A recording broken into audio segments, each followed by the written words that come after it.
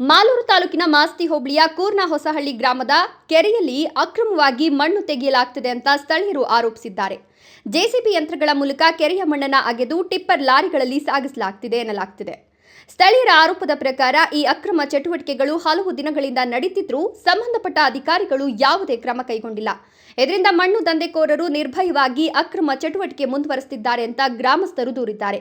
ಹುಳಿದೇನಹಳ್ಳಿ ಗ್ರಾಮ ಪಂಚಾಯಿತಿಯ ಪಿಡಿಒ ಹಾಗೂ ಕಂದಾಯ ಇಲಾಖೆಯ ಅಧಿಕಾರಿಗಳ ನಿರ್ಲಕ್ಷ್ಯವೇ ಅಕ್ರಮಕ್ಕೆ ಕಾರಣವಾಗಿದೆ ಅಂತ ಸ್ಥಳೀಯರು ಆರೋಪಿಸಿದ್ದು, ಅಧಿಕಾರಿಗಳು ತಕ್ಷಣ ಸ್ಥಳ ಪರಿಶೀಲನೆ ನಡೆಸಿ ಸೂಕ್ತ ಕ್ರಮ ಕೈಗೊಳ್ಳಬೇಕು ಅಂತ ಒತ್ತಾಯಿಸಿದ್ದಾರೆ.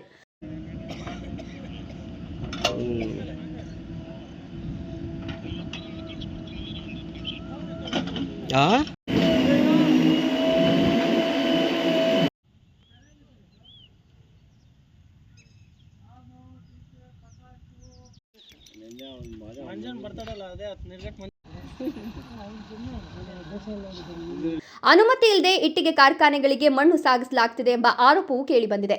ಮಾಲೂರು ತಾಲೂಕಿನಲ್ಲಿ ಅಕ್ರಮ ಮಣ್ಣು ದಂಧೆ ಹೆಚ್ಚಾಗುತ್ತಿದ್ದು, ಪೊಲೀಸ್ ಹಾಗೂ ಕಂದಾಯ ಇಲಾಖೆ ಕಟ್ಟುನಿಟ್ಟಿನ ಕ್ರಮ ಕೈಗೊಳ್ಳಬೇಕು ಅಂತ ಸಾರ್ವಜನಿಕರು ಆಗ್ರಹಿಸಿದ್ದಾರೆ. ಕೆರೆಯ ಸಂರಕ್ಷಣೆ ಹಾಗೂ ಸಾರ್ವಜನಿಕ ಆಸ್ತಿಯ ರಕ್ಷಣೆಗೆ ಸಂಬಂಧಪಟ್ಟ ಇಲಾಖೆಗಳು ತಕ್ಷಣ ಕ್ರಮ ಕೈಗೊಂಡು ಅಕ್ರಮ ಮಣ್ಣು ದಂಧೆಗೆ ಕಡಿವಾಣ ಹಾಕಬೇಕು ಅಂತ ಗ್ರಾಮಸ್ಥರು ಒತ್ತಾಯಿಸಿದ್ದಾರೆ.